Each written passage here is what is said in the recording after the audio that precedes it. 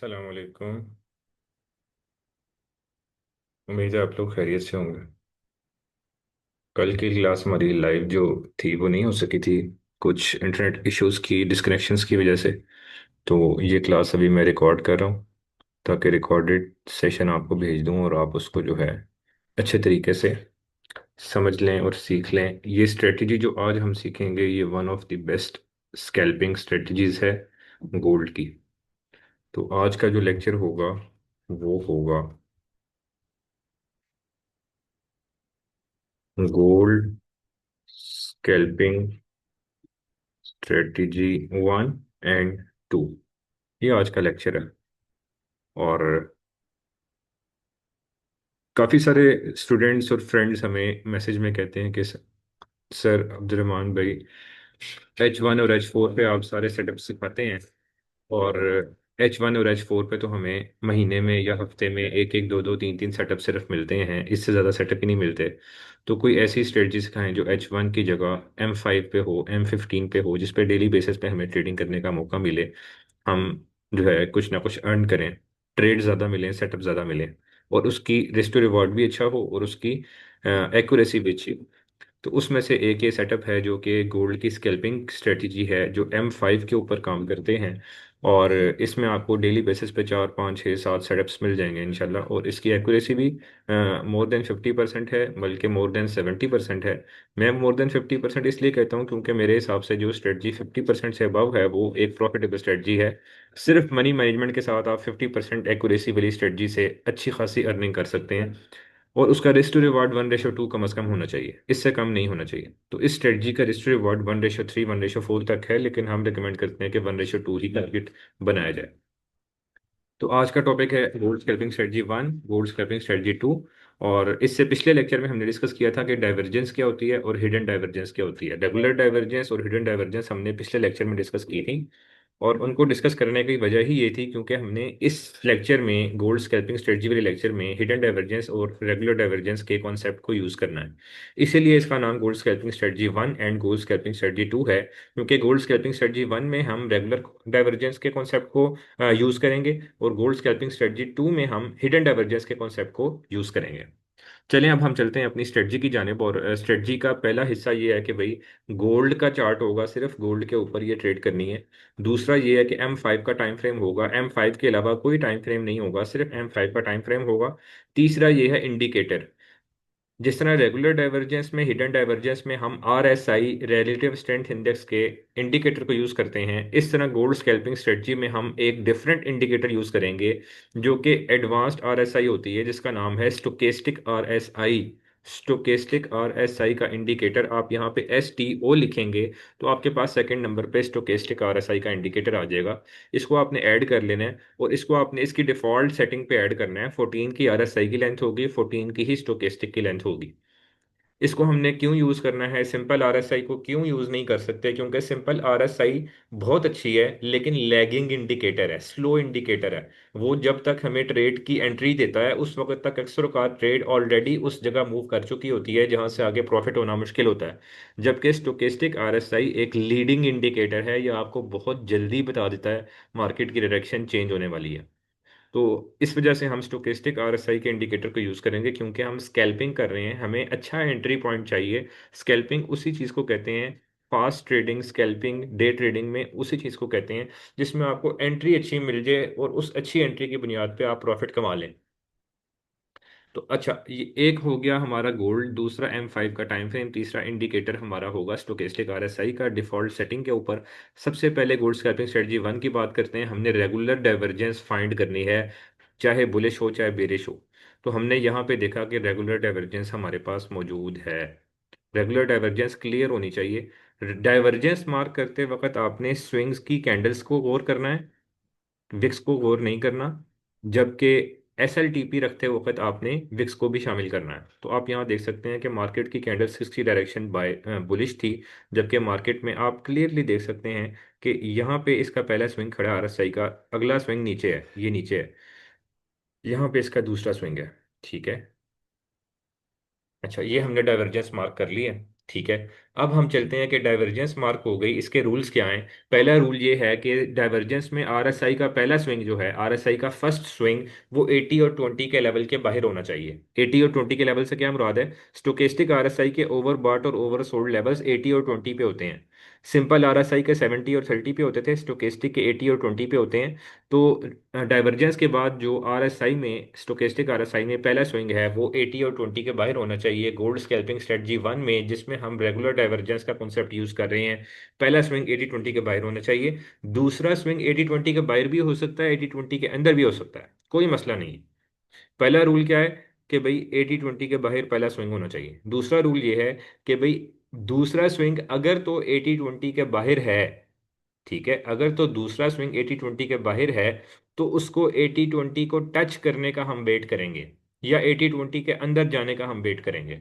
जब तक वो 80-20 के बाहर है उस वक्त तक हम ट्रेड नहीं करेंगे। 80-20 को टच करके अंदर जाने का हम वेट करेंगे। तीसरा रूल ये है कि हम आरएसआई के ऊपर देखेंगे तो हमें दो लकीरें नजर आएंगी। सिंपल आरएसआई में एक ही लकीर होती थी, एक ही चार्ट होता था।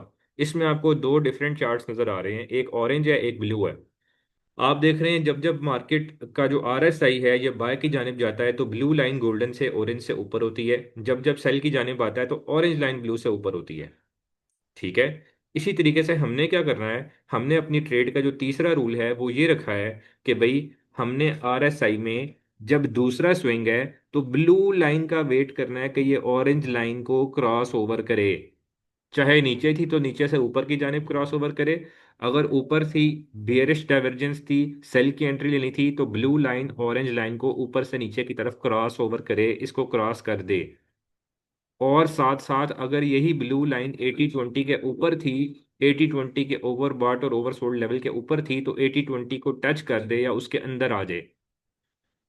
तो ये हमारे टोटल रूल्स हैं। डाइवर्जेंस हो, पहला स्विंग 80-20 के बाहर हो, दूसरा स्विंग कहीं पे भी हो सकता है, 80-20 के बाहर भी हो सकता है, अंदर भी हो सकता है, लेकिन दूसरे स्विंग में ब्लू लाइन ऑरेंज लाइन को क्रॉस ओवर करे। और ब्लू लाइन अगर 80-20 के लेवल के बाहर थी तो वो 80-20 के लेवल को टच कर दे या अंदर आ जाए। ठीक है। अगर वो टच नहीं करती या अंदर नहीं आती, 80-20 के बाहर रहती है, तो उस वक्त हम ट्रेड नहीं लेंगे। जिसकी मैं मिसाल देता हूं कि इसी डाइवर्जेंस में यहाँ पे भी डाइवर्जेंस मौजूद थी। ठीक है। इसका ये प्रीवियस ये वाला देख लें, यहाँ पे भी डाइवर्जेंस मौजूद थी, लेकिन यहाँ पे मार्केट में जो ब्लू लाइन थी वो 83 पे थी, 80-20 के बाहर थी, 80-20 के अंदर नहीं आई। इस वजह से इस रेड कैंडल पे हमने एंट्री नहीं ली, क्योंकि इस रेड कैंडल पे ब्लू लाइन 83 पे थी, 80-20 के लेवल को टच इसने नहीं किया। अगर हम यहाँ पे एंट्री लेते तो रूल्स के खिलाफ होती और हमारा एसएल हो जाता। तो हमने वो वाली डाइवर्जेंस कंसिडर करनी है जहाँ पे डाइवर्जेंस के साथ साथ हमारे बाकी रूल्स भी पूरे हो रहे हों। और अब आप देख सकते हैं कि यहाँ पे ये अगली कैंडल, ये जो बनी, ये जो सेकंड रेड कैंडल बनी, इसके नीचे आप देखेंगे करस्पॉन्डिंग आरएसआई में ब्लू लाइन ऑरेंज को क्रॉस भी कर चुकी है और ब्लू लाइन 80 के अंदर भी आ चुकी है। तो यहाँ हमारी सेल की एंट्री बनेगी। Regular bearish divergence, stochastic RSI gold scalping strategy one के हिसाब से ये हमारी एंट्री बनेगी। इसका स्टॉप लॉस कहाँ रखना है? इन दो स्विंग्स के दरमियान जो हाईएस्ट पॉइंट है, जरूरी नहीं कि वो यही हाईएस्ट पॉइंट हो, दरमियान में कोई विक भी ऊपर हो सकती है। इन दो स्विंग्स के दरमियान जो हाईएस्ट पॉइंट है, हाईएस्ट विक है, उसके थोड़ा सा ऊपर हमने स्टॉप लॉस रख देना है। ये हाईएस्ट पॉइंट था, थोड़ा सा ऊपर हम यहाँ पे इसका स्टॉप लॉस रख देते हैं। ठीक है। और इसका टीपी कौन सा होगा? इसका टीपी हमने 1:2 का कम अज कम रखना है। ये 1:2 का टीपी यहाँ पे हमने रख दिया। ठीक है, एग्जैक्ट 1:2 है और आप देख सकते हैं कितना आसानी से टीपी हिट हुआ। ठीक है। तो ये हमारे गोल्ड स्कैल्पिंग स्ट्रेटजी वन है। अब हम एक ट्रेड इसमें बाय की देखते हैं। ये हमने सेल की ट्रेड देखी है। अब एक ट्रेड हम देखते हैं कि हमें बाय की ऐसी नजर आए जिसमें हमारे पास बुलिश डाइवर्जेंस हो। ठीक है भाई, यहाँ पे हमारे पास बड़ी जबरदस्त ट्रेड बन रही है। आप देख सकते हैं ये हमारे पास चार्ट के ऊपर मार्केट बेरिश है, प्रीवियसली भी और इस स्विंग के ऊपर भी। ठीक है। जबकि इसी के कॉरस्पॉन्डिंग हमारी जो स्टोकेस्टिक आरएसआई है वो आप देख सकते हैं कि स्ट्रांगली बुलिश है।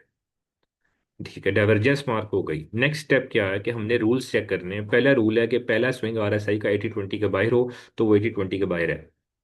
दूसरा रूल है कि दूसरा स्विंग 80-20 के अंदर भी हो सकता है, बाहर भी हो सकता है, कोई मसला नहीं है, लेकिन ब्लू लाइन ऑरेंज को क्रॉस ओवर करे। और ब्लू लाइन जब क्रॉस ओवर करे तो उसके बाद 80-20 के अंदर भी हो। तो ब्लू लाइन ने कोई इस कैंडल पे क्रॉस ओवर किया, आप देख सकते हैं इस कैंडल पे क्रॉस ओवर किया है, और इस कैंडल पे 80-20 के अंदर ही है ये। तो इस कैंडल पे हमारा जो है सारी की सारी जो रिक्वायरमेंट्स हैं वो regular bullish divergence gold scalping strategy one की पूरी हो गई हैं। हम यहाँ पे बुलिश एंट्री ड्रॉ करेंगे और हम बुलिश एंट्री ले लेंगे। अब हम देखेंगे हमारा स्टॉप लॉस कहाँ होगा। इन दोनों स्विंग्स के दरमियान लोएस्ट पॉइंट हम देखेंगे। इन दोनों स्विंग्स के दरमियान हमारा लोएस्ट पॉइंट जो है वो यहाँ पे है। तो इसको हम यहाँ पे एसएल रखेंगे, और 1:2 का हमारा टीपी होगा। ये 1:2 का टीपी है। कितने इजीली आप देख सकते हैं कि 1:2 का हमारा टीपी हिट हुआ है। ठीक है, ये हमारा गोल्ड स्कैल्पिंग स्ट्रेटजी वन है, रेगुलर बुलिश डाइवर्जेंस के साथ, जिसमें हमारे रूल्स हैं कि डाइवर्जेंस होनी चाहिए। दूसरा पहला स्विंग दूसरा रूल ये है कि पहला स्विंग जो आरएसआई का है वो 80-20 के बाहर ओवरबॉट या ओवरसोल्ड में होना चाहिए। तीसरा रूल ये है कि ब्लू लाइन ऑरेंज को क्रॉस ओवर करे दूसरे स्विंग के ऊपर। ठीक है, और दूसरा स्विंग कहीं भी हो सकता है। अगर दूसरा स्विंग 80-20 के बाहर है, मिसाल के तौर पे यहीं पे है, ठीक है, तो उसका हम वेट करेंगे वो 80-20 के अंदर चला जाए। तो जब वो अंदर चला जाएगा तो हम फिर उसका एंट्री लेंगे, जिस तरह यहाँ पे आपके सामने मौजूद था। 80-20 के बाहर था दूसरा स्विंग भी, तो हमने उसके 80 के अंदर आने का वेट किया था, फिर हमने एंट्री ली थी। ठीक है, तो ये तीसरा रूल था। ठीक है, तो ये हमारा है गोल्ड स्कैल्पिंग स्ट्रेटजी वन। अब हम चलते हैं गोल्ड स्कैल्पिंग स्ट्रेटजी टू की जानिब। ठीक है, गोल्ड स्कैल्पिंग स्ट्रेटजी टू में क्या करना है हमने। गोल्ड स्कैल्पिंग स्ट्रेटजी टू में हमने हिडन डाइवर्जेंस को यूज करना है। गोल्ड स्कैल्पिंग स्ट्रेटजी टू में हमने हिडन डाइवर्जेंस को यूज करना है। हिडन डाइवर्जेंस वो होती है जिसमें आरएसआई का पहला स्विंग 80-20 के अंदर होता है। ये हमने पिछले लेक्चर में भी डिस्कस किया था, अगर आपको कंफ्यूजन है तो आप पिछला लेक्चर दोबारा देख सकते हैं। हिडन डाइवर्जेंस उसे कहते हैं जो हमें नेकेड आई से दूर से नजर ना आ रही हो, बड़ा गौर करके देखना पड़े। उसमें आरएसआई का पहला स्विंग 80-20 के अंदर होता है, इसी वजह से हमें उस पर नजर नहीं पड़ती। क्योंकि वो ओवरबॉट ओवरसोल्ड में नहीं होता, तो हमें फील नहीं होता कि यहाँ पर डाइवर्जेंस मौजूद होगी। ठीक है, अच्छा, लेकिन हिडन डाइवर्जेंस में हमने एक चीज ये देखनी है साथ में, कि हिडन डाइवर्जेंस में पहला स्विंग जो है वो तो 80-20 के अंदर ही है आरएसआई का। लेकिन दूसरा स्विंग हमने रूल बना लिया कि गोल्ड स्कैल्पिंग स्ट्रेटजी टू में हिडन डाइवर्जेंस का आरएसआई पे जो दूसरा स्विंग है वो 80-20 के बाहर ओवरबॉट या ओवरसोल्ड में होना चाहिए। ये एक ट्रेंड कंटिन्यूअल पैटर्न होता है हिडन डाइवर्जेंस का, जबकि रेगुलर डाइवर्जेंस का ट्रेंड रिवर्सल पैटर्न होता है। तो आप यहाँ पे देख सकते हैं कि यहाँ पे हमारे पास हिडन डाइवर्जेंस मौजूद है। हम यहाँ पे स्विंग मार्क करते हैं, ये हमारा स्विंग था। मार्केट प्रीवियसली भी बुलिश आ रही है आपके सामने, और यहाँ पे हमारे पास बुलिश स्विंग है। और हम देख सकते हैं कि हमारे पास इधर नीचे आरएसआई पे डाइवर्जेंस मौजूद है। ठीक है, ये हमारे पास डाइवर्जेंस है, इसको हम यहाँ ले जाते हैं। ये देखें सेकेंड स्विंग ये था, यहाँ हमारे पास डाइवर्जेंस मौजूद है, ये आप देख सकते हैं। ठीक है, इसको थोड़ा सा ऊपर कर लें यहाँ, क्योंकि उसका अपना एरोज हैं तो वो डिस्टर्ब कर रहे हैं। ये हमारे पास डाइवर्जेंस ड्रॉ हो गई। ठीक है, पहला स्विंग, इसका रूल ये है कि हिडन डाइवर्जेंस में आरएसआई का पहला स्विंग 80-20 के अंदर होना चाहिए, पहला स्विंग 80-20 के बाहर नहीं होना चाहिए किसी सूरत भी। ठीक है, दूसरा स्विंग 80-20 के बाहर होना चाहिए, ये मस्ट है। तीसरा रूल ये है कि दूसरे स्विंग के ऊपर ब्लू लाइन ऑरेंज लाइन को क्रॉस ओवर करे, और चूंकि ब्लू लाइन 80-20 के बाहर है, मस्ट है कि बाहर होगी, तो इस ब्लू लाइन को 80-20 के क्रॉस ओवर के साथ 80-20 को टच कर दे या 80-20 के अंदर चली जाए तो हम बाय की एंट्री ले लेंगे। जिस तरह इस कैंडल पे आप देख सकते हैं कि मार्केट ने करीबन इस कैंडल पे जाके, इस कैंडल पे बाहर थी, इस कैंडल पे मार्केट ने, इस बिग ग्रीन कैंडल पे मार्केट ने 80-20 के लेवल को टच कर दिया ब्लू लाइन ने। तो यहाँ पे हमारी बुलिश एंट्री बनेगी। यहाँ हम बुलिश एंट्री ड्रॉ कर देते हैं भाई। ठीक है, हमारा स्टॉप लॉस कहाँ होगा, रीसेंट स्विंग के थोड़ा सा नीचे स्टॉप लॉस हमारा होगा। ठीक है, क्योंकि ये ट्रेंड कंटिन्यूअल पैटर्न है, इसलिए इसमें हम दोनों स्विंग का लोएस्ट पॉइंट नहीं देख सकते, क्योंकि दोनों स्विंग का लोएस्ट पॉइंट तो प्रीवियस स्विंग के भी नीचे हो सकता है। इसलिए इसमें हम रीसेंट स्विंग के नीचे स्टॉप लॉस रखेंगे, क्योंकि ये एक ट्रेंड कंटिन्यूअल पैटर्न है। जिस तरह यहाँ पे इसका स्टॉप लॉस हो जाएगा। ठीक है, 1:2 की हम इस पे टीपी रख देंगे। 1:2 की टीपी का बेश यहाँ जाके बन रही है। ठीक है, तो इसमें हमारी इस ट्रेड के ऊपर स्पेसिफिकली हमारी टीपी हिट होते होते थोड़ी रह गई, और हमें ब्रेक इवन कह लें, या फिर हमारा एस एल अल्टीमेटली आगे जाके हिट हो गया होगा। लेकिन रूल्स यही, इस जो है ट्रेडिंग के अंदर, फॉरेक्स ट्रेडिंग के अंदर, एस एल हो टीपी हो, इससे हमें कोई फर्क नहीं पड़ता, क्योंकि S L is also part of game, break even is also part of game, TP is also part of game. हमने देखना कि हमारी ट्रेड के रूल्स पूरे हो रहे हों, वो हमने देखा कि रूल्स क्या हैं। अब हम एक मजीद एंट्री देखते हैं और उसमें हम डिस्कस करते हैं कि रूल्स क्या हैं। ठीक है, चलें थोड़ा सा हम चार्ट को स्क्रॉल करते हैं और एक और एंट्री फाइंड करते हैं जिसमें हमारी हिडन डाइवर्जेंस के साथ गोल्ड स्कैल्पिंग स्ट्रेटजी हो। गोल्ड स्कैल्पिंग स्ट्रेटजी टू कहते हैं इसको। ठीक है, तो गोल्ड स्कैल्पिंग स्ट्रेटजी टू में हम देखेंगे कि हमारे पास, अब हम कोई और ट्रेड देखते हैं।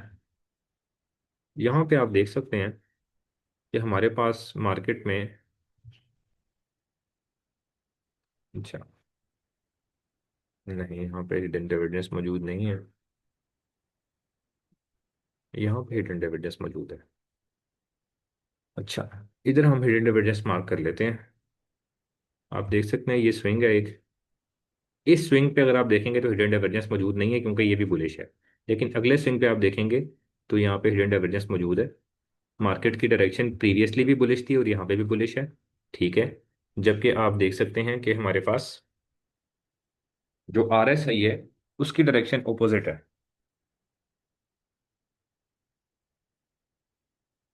जो हमारी आर एस आई है उसकी हम डायरेक्शन मार्क कर लेते हैं। इसी के कोरस्पॉन्डिंग स्विंग्स हमने मार्क करने हैं। ठीक है, कोरस्पॉन्डिंग स्विंग्स ये हैं, ये बिल्कुल कोरस्पॉन्डिंग है। आर एस आई की डायरेक्शन हमारी नेगेटिव है, बेरिश है, जबकि मार्केट की डायरेक्शन प्रीवियसली भी बुलिश थी, ट्रेंड भी बुलिश है और मार्केट की डायरेक्शन भी बुलिश है। अब हम देखते हैं कि पहला स्विंग 80-20 के दरमियान था, यस पहला रूल पूरा हो गया। दूसरा स्विंग मस्ट है कि 80-20 के बाहर होना चाहिए या टच कर होना चाहिए, तो वो भी 80-20 के बाहर है। ओके, दूसरा रूल भी पूरा हो गया, दो रूल पूरे हो गए। तीसरा स्विंग ये है कि ब्लू लाइन ऑरेंज को क्रॉस ओवर भी करे और ब्लू लाइन 80-20 के अंदर भी हो, तो वो इस रेड कैंडल के ऊपर आप, या इस ग्रीन कैंडल, दोनों ऑलमोस्ट बराबर क्लोज हुई हैं, इन दोनों में आप देख सकते हैं कि ब्लू लाइन ऑरेंज लाइन को क्रॉस भी कर चुकी है और 80-20 के अंदर भी है। तो यहाँ हमारी बुलिश एंट्री बन जाएगी। इसका स्टॉप लॉस कहाँ होगा? इन दोनों स्विंग्स के दरमियान में जो प्रीवियस रीसेंट स्विंग था, मोस्ट रीसेंट स्विंग, उसके थोड़ा सा नीचे स्टॉप लॉस होगा, क्योंकि ये ट्रेंड कंटिन्यूअल पैटर्न है। इसमें अगर हम लोएस्ट पॉइंट पे जाएंगे तो वो ऑफ कोर्स बात है कि पिछले स्विंग पे होगा और वो बहुत बड़े बड़े स्टॉप लॉस होंगे, वो इस ट्रेड का हिस्सा नहीं है। हिडन डाइवर्जेंस में हमने रीसेंट स्विंग के ऊपर स्टॉप लॉस रखना है। ठीक है, और इसका 1:2 का टीपी रखना है।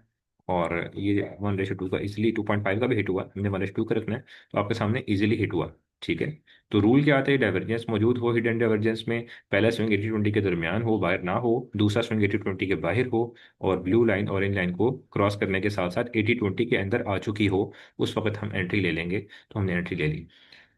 अच्छा, इसमें हम देखते हैं कि कोई हमें एंट्री हिडन डाइवर्जेंस में बेरिश एंट्री भी मिले। हम देखें बेरिश में ये कैसे काम करता है। ठीक है, तो बेरिश एंट्री फाइंड करते हैं कहीं सेल का ट्रेंड मौजूद हो जहाँ पे, फिलहाल तो बाय का ट्रेंड है यहाँ पे। यहाँ कहीं पे सेल का ट्रेंड आए तो वहाँ पे हम हिडन डाइवर्जेंस फाइंड करते हैं।